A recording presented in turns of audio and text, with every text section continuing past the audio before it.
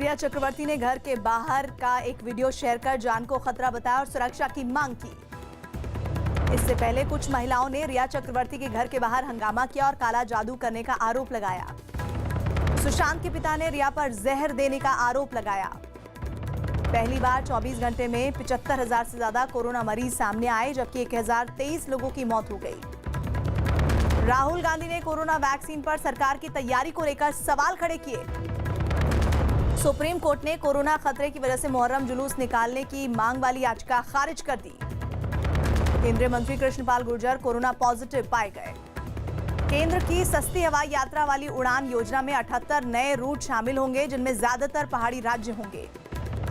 जीतनराम मांझी ने पटना में सीएम नीतीश कुमार से मुलाकात की, जिसके बाद उनके एनडीए में शामिल होने की अटकलें तेज हैं। विराट कोहली पिता बनने वाले हैं, जिसकी जानकारी उन्होंने सोशल मीडिया के जरिए दी। एलओसी पर फायरिंग का मुंहतोड़ जवाब देते हुए भारतीय सेना ने पाकिस्तान के 2 सैनिक ढेर कर दिए। पुलवामा हमले की चार्जशीट में एनआईए ने हमले के लिए पाकिस्तान के बैंक से 10 लाख रुपए भेजे जाने का दावा किया।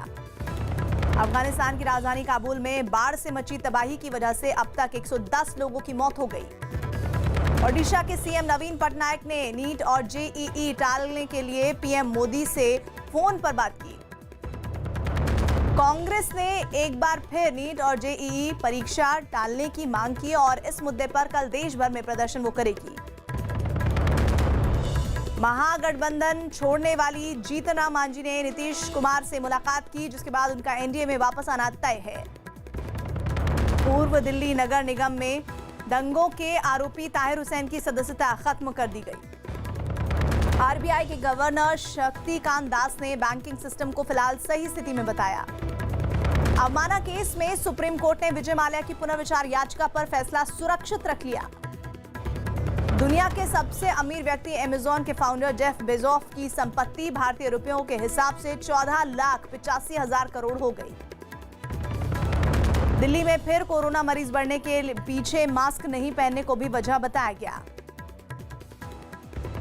टिकटॉक के सीईओ केविन मेयर ने इस्तीफा दे दिया। लखनऊ में प्रशासन ने अवैध कब्जे के आरोप में मुख्तार अंसारी की 2 इमारतों को गिरा दिया। शिवसेना ने कांग्रेस में नेतृत्व पर सवाल उठाने वाले वरिष्ठ नेताओं पर निशाना साधा। नीट के लिए 9 लाख में अब तक 7 लाख से ज्यादा एडमिट कार्ड डाउनलोड कर लिए गए। एक दिन की राहत के बाद आज फिर दिल्ली में पेट्रोल के दाम 10 पैसे प्रति लीटर बढ़ गए। बिहार विधानसभा चुनाव के लिए आम आदमी पार्टी ने भी अपनी तैयारी तेज कर दी और पोस्टर के जरिए आरजेडी और जेडीयू पर सवाल उठाए। शनिवार को बिहार बीजेपी अध्यक्ष की अगुवाई में राज्य के सांसदों की एक बैठक होगी, जिसमें विधानसभा चुनाव की तैयारियों पर चर्चा होगी। एम्स ने दावा किया कि कोरोना वायरस से केवल फेफड़े ही नहीं, सभी अंगों को भी खतरा है। राजस्थान में 7 सितंबर से धार्मिक स्थल खोलने का फैसला लिया गया। यूपी के पूर्व सीएम अखिलेश यादव ने ट्वीट कर नीट और जेईई कराने का विरोध किया। दिल्ली में सब्जियों के दाम में तेजी आई। दरियागंज सब्जी मंडी में धनिया 200 रुपए और मिर्च 50 रुपए किलो हो गई। यूपी के ग्रेटर नोएडा में नाबालिग लड़की के रेप के आरोप में एक युवक को गिरफ्तार किया गया। रोहतक पीजीआई में कोरोना वैक्सीन के ट्रायल का पहला चरण पूरा हो गया। जम्मू पुंछ लोकसभा सीट से बीजेपी सांसद जुगल किशोर शर्मा की कोरोना रिपोर्ट पॉजिटिव आई। जम्मू में कोरोना संकट के बीच प्रशासन ने घर घर जाकर लोगों को मूल निवास प्रमाण पत्र दिए। नीट और जेईई पर 150 शिक्षाविदों ने पीएम मोदी को चिट्ठी लिखकर फैसले का समर्थन किया और विरोध दरकिनार कर परीक्षा समय पर ही कराने की अपील की। बिहार सरकार 50 साल से ज्यादा उम्र के पुलिस वालों के काम की समीक्षा करेगी और काम नहीं सही होने पर ऐसे पुलिस वालों को वक्त से पहले रिटायर कर दिया जाएगा। हालांकि पुलिस एसोसिएशन ने इस फैसले का विरोध किया। रक्षा मंत्री राजनाथ सिंह ने एनसीसी कैडेट की बेसिक ट्रेनिंग के लिए एक ऐप लॉन्च किया। बॉम्बे हाई कोर्ट की नागपुर बेंच ने उस जनहित याचिका को खारिज कर दिया, जिसमें पीएम केयर्स फंड में जमा रकम बताने की मांग की गई थी। दिल्ली हाई कोर्ट की कुछ बेंच 1 सितंबर से पहले की तरह काम करेंगी, जबकि बाकी बेंच में वीडियो कॉन्फ्रेंसिंग के जरिए सुनवाई होगी। दिल्ली हाई कोर्ट ने सिलेक्शन पर सवाल उठाने वाली एक याचिका के बाद हॉकी इंडिया और केंद्र को नोटिस दिया। दिल्ली पुलिस की स्पेशल सेल ने शर्जील इमाम को तिहाड़ जेल से अपनी कस्टडी में लिया। दिल्ली दंगों पर उसे पूछताछ होगी। यूपी के मंत्री सिद्धार्थनाथ सिंह कोरोना पॉजिटिव हो गए, जिसके बाद उन्होंने खुद को आइसोलेट कर लिया। दिल्ली के मंडोली जेल में अवैध वसूली मांगने के आरोप में द्वारका पुलिस ने 5 लोगों को गिरफ्तार कर लिया। रक्षा क्षेत्र में मेक इन इंडिया को बढ़ावा देते हुए रक्षा मंत्रालय कुछ हथियारों के आयात पर रोक लगाएगा, जिनकी सूची जल्द ही जारी की जाएगी। भारतीय चिकित्सा अनुसंधान परिषद (ICMR) ने बताया कि उसके ट्विटर अकाउंट से छेड़छाड़ की गई। दिल्ली सरकार ने पोस्ट कोविड क्लिनिक की शुरुआत की, जिसमें कोरोना के ठीक हो चुके मरीजों में फिर से लक्षण पाए जाने के दौरान उनका इलाज किया जाएगा। जेएनयू के कुलपति ने नीट और जेईई की परीक्षा समय पर किए जाने का समर्थन किया। कमलनाथ ने भोपाल में सीएम शिवराज सिंह चौहान के घर जाकर उनसे मुलाकात की, जिसमें 21 सितंबर से शुरू होने वाले विधानसभा सत्र पर चर्चा हुई। जयपुर में कांग्रेस युवा मोर्चा ने नीट और जेईई टालने की मांग करते हुए प्रदर्शन किया। अहमदाबाद में एक बस सड़क के पास गड्ढे में गिर गई, जिसमें 4 यात्री घायल हो गए। यूपी में अब तक 50 लाख से ज्यादा कोरोना टेस्ट पर सीएम योगी ने संतोष जताया और टेस्टिंग बढ़ाने के निर्देश दिए। जम्मू कश्मीर के कठुआ में बाढ़ में फंसे 15 लोगों को एनडीआरएफ ने बचाया।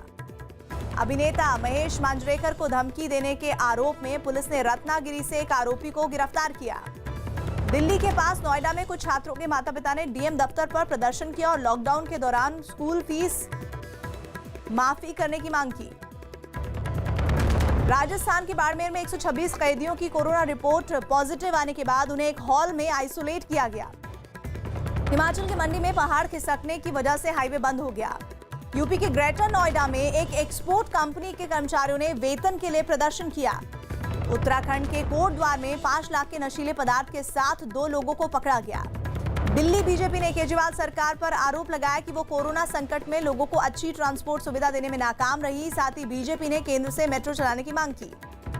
यूपी के गोंडा में सीएम योगी ने कोविड अस्पताल का उद्घाटन किया।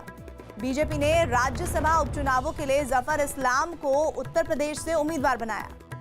स्वास्थ्य मंत्री हर्षवर्धन ने वीडियो कॉन्फ्रेंसिंग के जरिए राजस्थान के भरतपुर और भीलवाड़ा में 2 नए मेडिकल कॉलेज का उद्घाटन किया। बिहार के समस्तीपुर में पुलिस ने 25 लाख रुपए की कीमत की अवैध शराब बरामद की।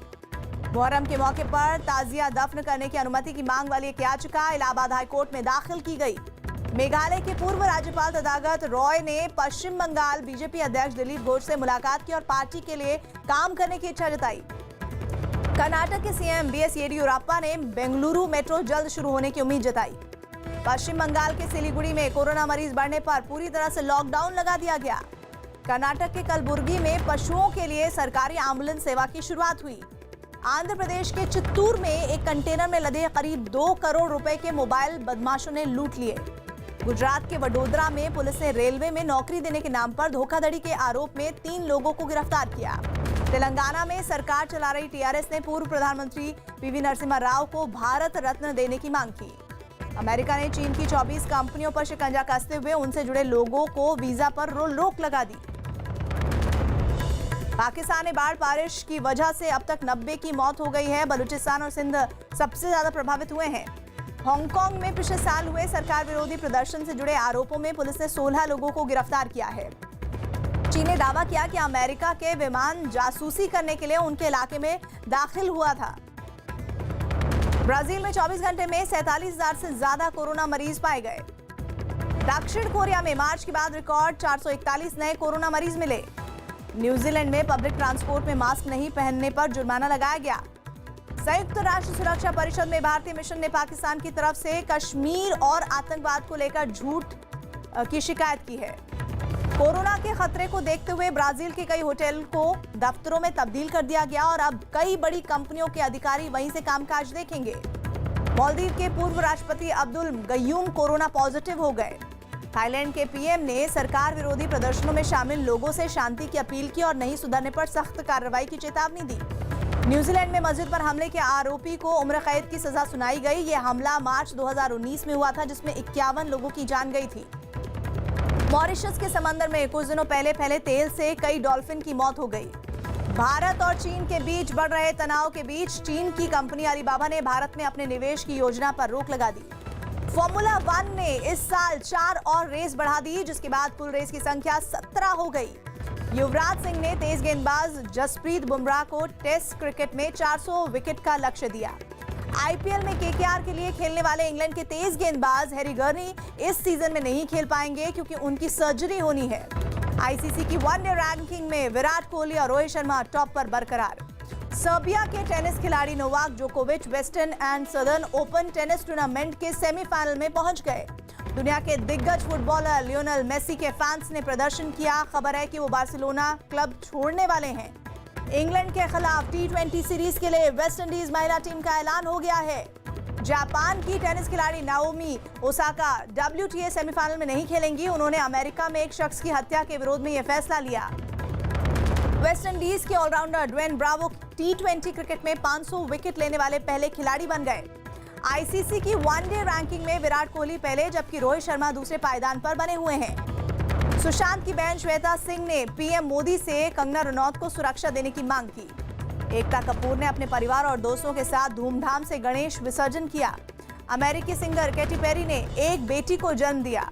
उर्वशी रौतेला ने इंस्टाग्राम पर 3 करोड़ फॉलोअर्स होने पर एक वीडियो शेयर कर खुशी जताई। सुशांत सिंह राजपूत केस में रिया चक्रवर्ती के परिवार से